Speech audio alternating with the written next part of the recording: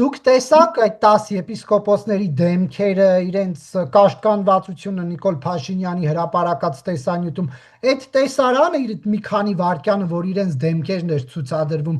ամեն ինչ ասում էր այդ բանի մասին, թե իրենց կամքին հակառակ լինելը, թե իրենց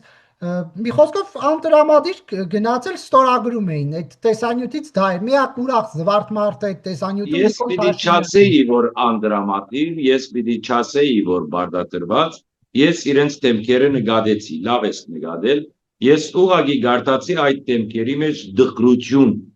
հուզմունք, ցավ, որովհետև իրենք ցավում են, որ մեր եկեղեցին հասել է այսպիսի մի տեղ, որ իրենք բարդատրված են ըսկում, ոչ թե մեկնաբարդատրում, այլ բարդատրված են ըսկում գնալ եւ այսպիսի մի թուղթ ստորագրել։ Նարեկ ջան, սա մեծ հարց է։ Հայ արաքելական եկեղեցին, որը առաջին քրիստոնյա պետությունը եղավ,